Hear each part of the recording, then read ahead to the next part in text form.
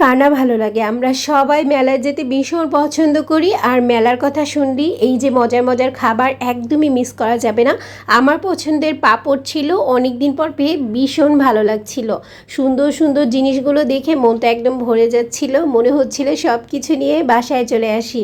আর প্রত্যেকটা জিনিস অনেক বেশি সুন্দর ছিল। আসলে মেয়ে মানুষের সুন্দর না হলেও কেনার আগ্রহটা অনেক বেশি। মনে হচ্ছে যা দেখছি তাই ভালো লাগছে চোখে। আর সত্যি কথা, মেলায় যেতে ভীষণ ভালো লাগে। এই ছোটোখাটো টুকিটাকি জিনিস কিনতেও বেশ ভালো লাগে। ল্যাম্পশিট ছিল, ঘর সাজানোর অনেক জিনিস ছিল, আর এই যে কসমেটিক টাইপের জিনিস ছিল, সব ভালো লাগছিল। আসসালামু আলাইকুম, কেমন আছেন সবাই? সবাইকে ওয়েলকাম জানাচ্ছি আরও একটা ভিডিওতে। ঢুকতে প্রথমেই চোখে পড়লো এইসব সিরামিক্সের জিনিসগুলো আর কাচের জিনিসগুলো দেখতে বেশ ভালোই লাগছিল। আর বাবুই পাখির বাসা থাকবে না সেটা তো হতেই পারে না, আজকাল সব জায়গায় এই বাবুই পাখির বাসা থাকে। তারপর জুতি ছিল বিভিন্ন টাইপের, আর এই ঘর সাজানো জিনিসগুলো আমার ভীষণ ভালো লাগে।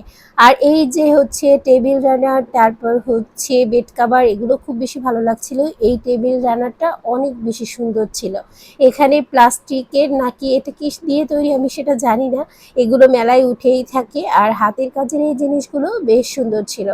আর এখান থেকে আমার একটা পাপোশ পছন্দ হয়েছিল, কোনটা নিয়েছি সেটা আপনাদের সাথে অবশ্যই পরে শেয়ার করব। আর এখান থেকেও আমার বেড কভার পছন্দ হয়েছিল, কিন্তু দামে বনিবনা হয়নি দেখে সেটা আর নেওয়া হয়নি।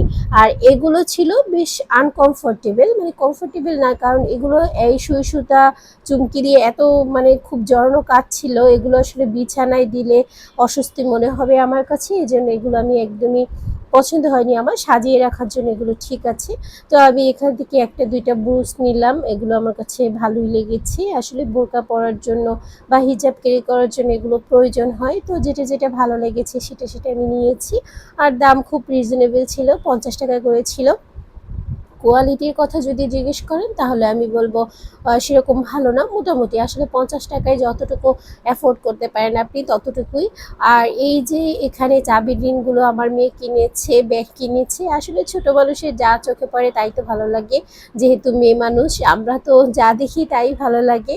আর এখানে এই যে হাতের কাজের চুড়িগুলো ভালো লাগছিল, কিন্তু কালারগুলো বেশ কালারিং ছিল আমার কাছে। এই জন্য খুব একটা মানে ভালো লাগেনি। দেখতেই ভালো লাগছে, পরতে ভালো লাগবে না সেরকম মনে হচ্ছিল। বিভিন্ন টাইপের আংটি ক্লিপ দেখছিলাম, যেহেতু অনেক ক্লিপ বাবুর জন্য কেনা হয়েছে সেজন্য এটাও বাদ দিলাম। আর কানের দুল কেনার তো প্রশ্নই ওঠে না, যেহেতু আমি হিজাব ক্যারি করি, কানের দুল কিনে আর কি করব, শুধু দেখছিলাম। আর এই যে খাবার দোকানে এসে অনেক কিছুই কিনবো ভাবছিলাম।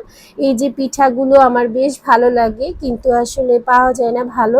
কিন্তু পিঠা কিনে ফিডব্যাকটা আমি কি দিব আসলে সেটা একটু পরেই বলছি। আর এখানে এই যে বিভিন্ন টাইপের মধু পাওয়া যায়, এটা ওনারা রেখেছে খাঁটি মধু, সুন্দরবনের মধু। কতটা ভালো হবে বা কতটা অর্গানিক হবে সেটা বলতে পারছি না। আমার পছন্দের টুকিটাকি জিনিস আমি দেখেছি। সব থেকে পছন্দের হচ্ছে এই পাঁপড়টা। এই পাঁপড়টা হচ্ছে হয়তো চালের গুঁড়ো দিয়ে তৈরি, আর হচ্ছে একটা আছে ডালের পাঁপড়, সেটা আমার একদমই ভালো লাগে না। এই পাঁপড়টা খুবই মুচমুচে, কিন্তু সব জায়গায় খুব একটা পাওয়া যায় না, আজকে পেয়ে গেছি। আর পাপোশের কালারটা কিন্তু একটু লালচে কালার, এখানে বোঝা যাচ্ছে না। আলুর চিপস, তারপর বিভিন্ন টাইপের শীতের যে পিঠাগুলো, তারপর হচ্ছে চপ, বিভিন্ন টাইপের খাবার আসলে। আর ওই যে বড় বড় পিঠাগুলো, ওইটা হচ্ছে আমার হাজবেন্ডের খুবই পছন্দের একটা পিঠা, পোয়া পিঠা।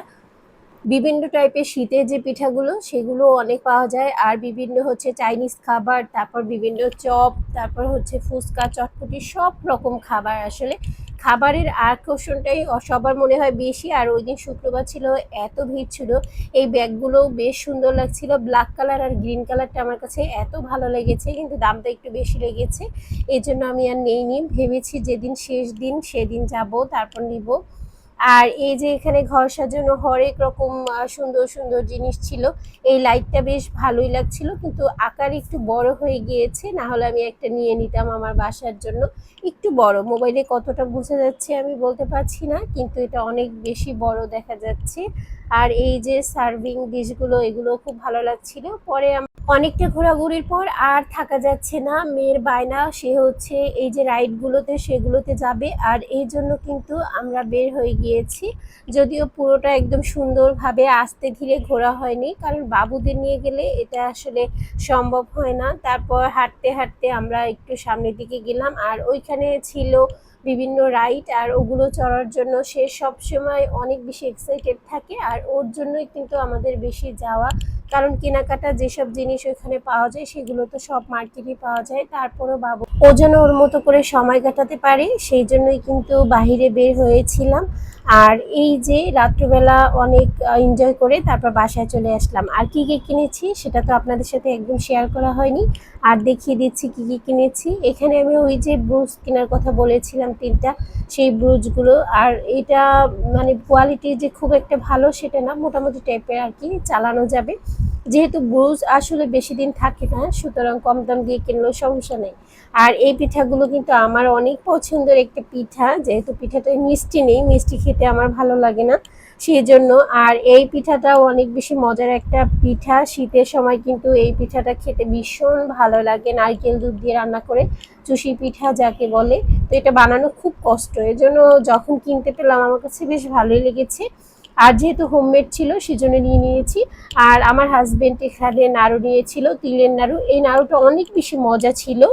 আর হচ্ছে এখানে সন্দেশ, এটা আমার মেয়ের জন্য, কারণ আমার মেয়ে ভীষণ পছন্দ করে এগুলো খেতে, ওর জন্যই বিশেষ করে আনা, আর ও আসলে অনেক বেশি পছন্দও করেছে। এখানে ছিল নারকেলের লাড়ু, এটাও বেশ মজার ছিল, যদিও আমি অর্ধেকটা খেয়েছিলাম। আর কোন পাপোশটা আমি কিনেছি সেটা আপনাদের দেখিয়ে দিয়েছি, এই যে পাপোশটা আমি কিনেছি, আর এটা ছিল 3 ফিটের। তো আজকে এই পর্যন্ত, বিদায় নিচ্ছি এখানে, আল্লাহ হাফেজ।